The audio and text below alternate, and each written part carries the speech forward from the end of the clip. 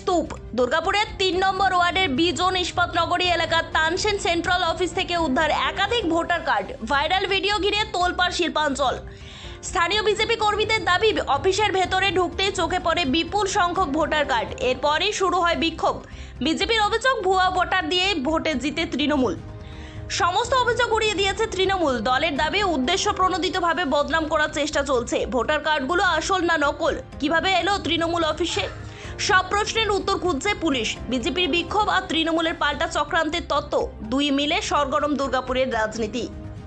তোদের আগেও বলেছিলাম যে 3 নম্বর ওয়ার্ডে মানুষকে ভোট দিতে না দেওয়া, মানুষের ভোটে নির্বাচিত না হওয়া এবং ভোট লুট করে জেতা কাউন্সিলর ওখান থেকে কাউন্সিলর হয়েছিল এবং তার অফিস থেকে ভুয়ো ভোটার কার্ড বেরোবে, এটাই একদম স্বাভাবিক ঘটনা। এর মধ্যে কোনো অস্বাভাবিকতা আমরা দেখছি না। উনি নির্বাচন, মানুষের রায় নিতে যারা পছন্দ করেন না তারা এই ধরনের কাজ করেন। আর আমরা পূর্ব বিধানসভায় আমি নিজে বাড়ি বাড়ি মানুষের কাছে গেছি, আশীর্বাদ চেয়েছি, মানুষ আশীর্বাদ করেছেন, তাই জয় হয়েছে। আর তৃণমূলের ওখানকার কাউন্সিলর যিনি আছেন তিনি হচ্ছেন মানুষের রায় মাথায় না নিয়ে কাউন্সিলর হয়েছেন। আর তার অফিস থেকে, পার্টি অফিস থেকে ভুয়ো ভোটার কার্ড বেরোবে, এটাই হচ্ছে পশ্চিমবাংলার সিস্টেম ছিল। এই সিস্টেমের বিরুদ্ধে আমাদের লড়াই ছিল, সিস্টেম মানুষ ভেঙে দিয়েছেন। এবারের নির্বাচনে যদি কৃতিত্ব কারো হয়, সেই কৃতিত্ব আমার নয়, কৃতিত্ব হচ্ছে মানুষের। মানুষ যদি 95%, 96% পোল না করতো, তাহলে এই চোর তানসেন পার্টি অফিসে কে পেল, ভোটার কার্ডগুলো কীভাবে পেল সেটাও তো জানতে হবে। আমি ওখানে ভিতরে ছিল, এটার কি মানে কোনো ঘটনা, কোনো প্রমাণচক্র, কে ছিল ভিতরে, কে দিয়েছে, কোথার থেকে পেয়েছে, এগুলো আগে জানা দরকার।